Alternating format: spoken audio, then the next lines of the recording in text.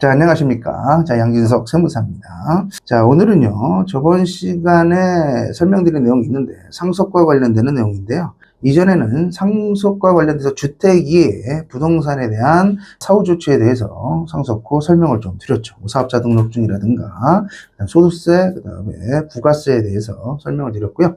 자, 이번 시간에는 이제 상속 주택만 부동산 중에서 주택과 관련되는 절세 전략에 대해서 좀 설명을 드리도록 하겠습니다.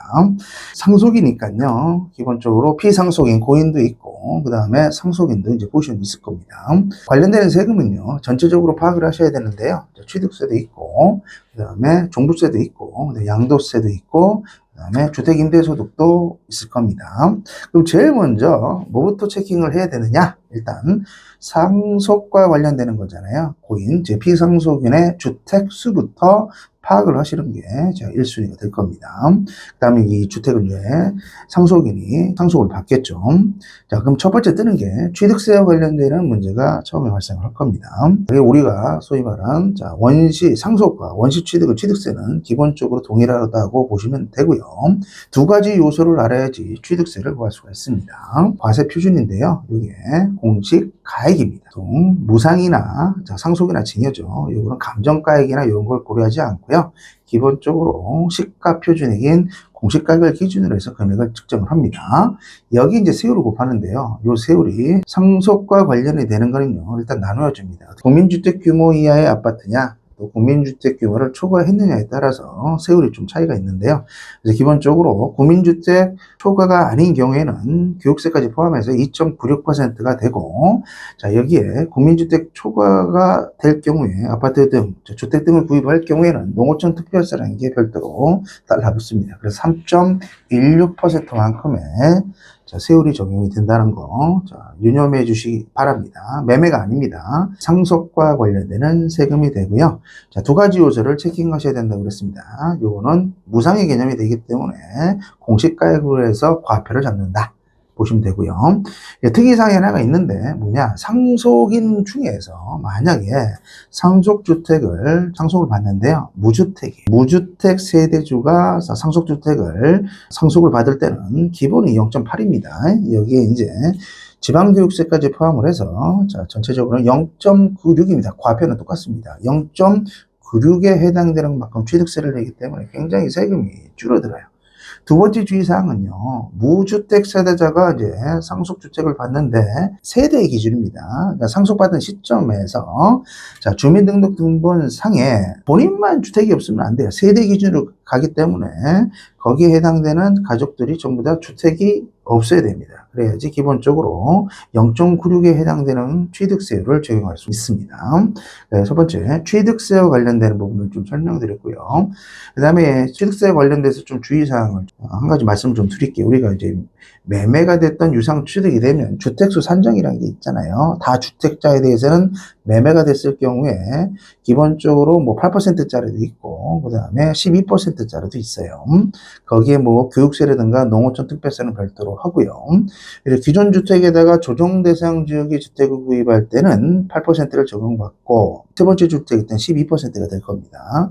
일반 조정 대상 주택이 아닐 경우에는 세 채까지부터 8%죠.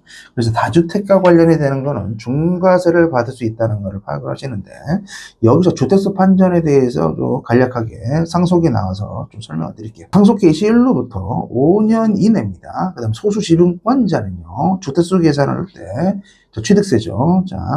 주택수에 포함을 하지 않습니다. 그러니까 5년이 지나야지 주택수 포함이 된다는 거. 보시면 되고요. 그 다음에 혹시나 주택을 구입을 하긴 했는데, 주택 및 부수 토지, 여기에 주의사항이요. 오피스텔까지 주거용입니다. 오피스텔도 포함이 됩니다. 근데 이게 2020년 8월 12일 이후에 오피스텔을 구입을 했는데, 여기 오피스텔이요, 주거용도 있고 업무용도 있습니다. 주거용 오피스텔만 해당이 되고요. 시가 표준액이 1억 원입니다. 1억 원을 초과하는 경우, 또 주택가 부수 토지도 1억 원 이상인 경우에 한해서 주택수에 포함이 된다는 거예요. 포함이 된다는 거 조심하시고, 또 제일 많은 게 뭐냐? 임대주택 있죠. 임대주택입니다. 뭐 70년짜리도 있고 그런데요. 임대주택은요, 세제 혜택이 뭐 양도세라든가 그다음에 종부세에서 이제 혜택들이 올 수가 있는데, 주택수, 취득세를 계산할 때는 조심해야 될 게 임대주택은 무조건 주택수 산정이 포함이 된다는 겁니다. 그 다음에 또 주의사항이 단독주택이 아니고요, 공동소유주택에 내가 지분이 있을 수도 있잖아요. 몇 퍼센트가 있던 상관없이 지분으로 되어 있는 것도 주택수 산정에 포함이 됩니다. 한 가지 더 말씀드리면, 이제 입주권하고 이제 분양권이죠. 부동산을 취득할 수 있는 권리인데요. 이건 부동산은 아닌데 보는 것처럼 보겠다는 얘기인데, 입주권이나 분양권도 2020년 8월 12일입니다. 그 이후에 취득한 거는 주택수 산정에 포함이 된다는 거예요. 그래서 주택수 산정에 포함되는 게 실무상으로 지금 말씀드린 거 7가지 정도로 설명을 드렸고요. 이거는 취득세 낼 때 필히 주의하고 체킹을 해주셔야 되는 사항입니다. 상속과 관련이 되는 거는 상속 개시일로부터 5년 이내 소수지분권자는 포함하지 않습니다. 그 이후에만 주택수 포함에 산정이 됩니다. 그래서 취득세와 관련되는 부분을 좀 설명을 드렸고요. 중요한 게 세금이 이제 많이 나가는 게 뭐예요? 자, 8대입니다. 양도소득세 문제가 발생이 됩니다. 그럼 양도소득세는 이제 상속인이 이제 취득을 하는데요. 제일 먼저 뭐부터 파악을 하냐면, 제가 서두에 말씀드린 대로 비상속, 이제 고인의 주택수입니다. 주택이 몇 채가 있느냐부터 판단을 하는데, 뭐 한 채만 있다면 뭐 크게 문제가 될 게 없겠죠. 근데 두 채도 있고 뭐 세 채도 있다고 가정을 해볼게요. 이때 이제 상속인 입장에서 이제 선순위 상속주택이라는 게 있습니다. 선순위 상속주택입니다.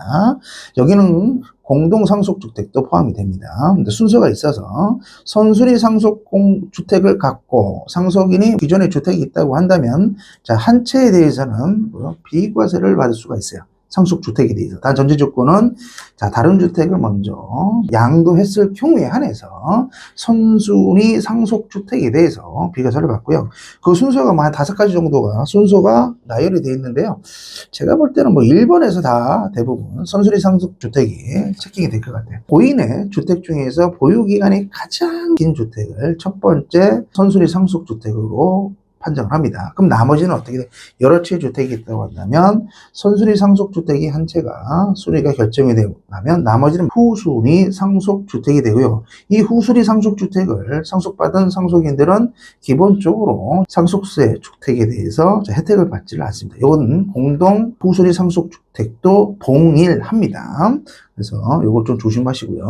그래서 여러 채의 주택이 있습니다. 그래서 상속인이 기존에 주택이 있고 선순위 상속주택을 상속받을 경우에는, 자, 상속인이 피상속인과 별도 일단 세대입니다. 별도 세대로 해서 주택을 받고요. 상속을 받고, 자, 비과세를 받으려면, 자, 기본적으로 내가 가지고 있는 주택부터 먼저 양도를 한 상태에서 상속주택 을 양도를 해야지, 자, 비과세 규정을 받을 수가 있다는 겁니다. 한 채만 됩니다. 그래서 후순위 상속주택 또는 후순위 공동상속주택은 혜택받는 게 없고요. 단지 상속인이 일시적 2주택에 해당이 될 때는, 자, 상속을 받고 주택을 구입할 때는 똑같이 1세대 2주택 일시적 비과세 3년 내에 양도를 해야 되잖아요. 이 경우에 한해서 비과세를 받을 수 있다는 얘기입니다. 다시 말씀, 양도세와 관련된 소선을 좀 드릴게요. 근데 만약 고인이 주택이 한 채만 있다고 가정합시다. 그 한 채를 자녀들이 몇 명이 있는데 공동으로 상속을 받았을 경우에, 그럼 어떻게 자, 선순위 상속주택을 판단을 하느냐? 이건 순서가 3가지가 있는데요. 가장 큰 건 일단 뭐냐? 지분이 가장 큰 사람의 주택수에 포함이 됩니다. 선순위 상속주택이 되고요. 두 번째는 지분이 동일할 때입니다. 동일할 경우에는 거기에 거주하는 사람입니다. 해당 주택에.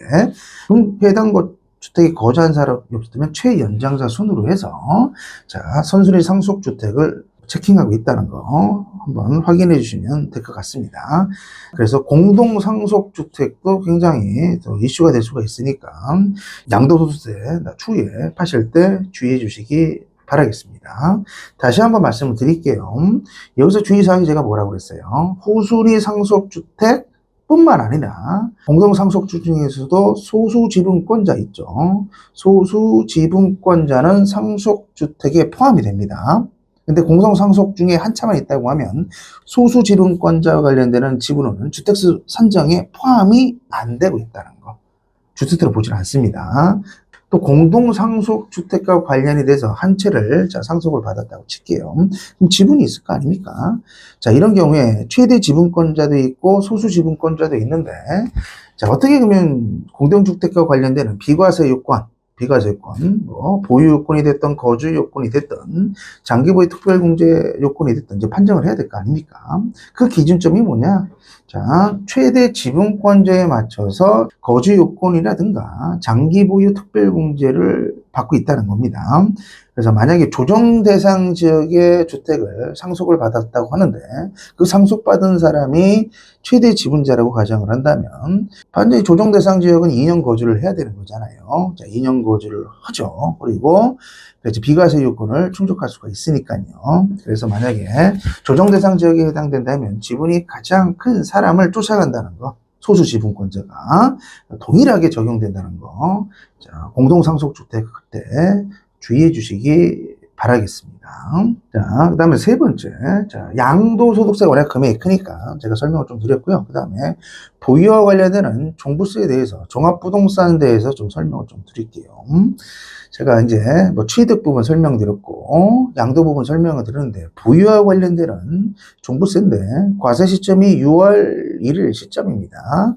그래서 제가 상속주택과 관련되는 종부세 주택수에서 제외되는 게 뭐가 되냐. 우리가 1세대 1주택에 해당이 된다면 1인이 아닙니다.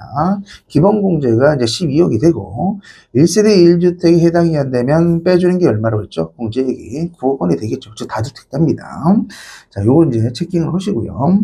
만약에 상속일로부터 5년 이내 공동상속주택인데 지분율이 40% 이거나 지분 기준으로 가요. 두 번째는 자, 금액 기준인데 지분이 자, 수도권이 6억 원이고 비수도권이 3억 원 이하일 경우에는 주택수 계산에서 제외가 된다는 거예요. 종부세 계산할 때. 그래서 이 부분 종부세 계산할 때도 세금 절약하시는데 한 번 더 검토 부탁드리겠습니다.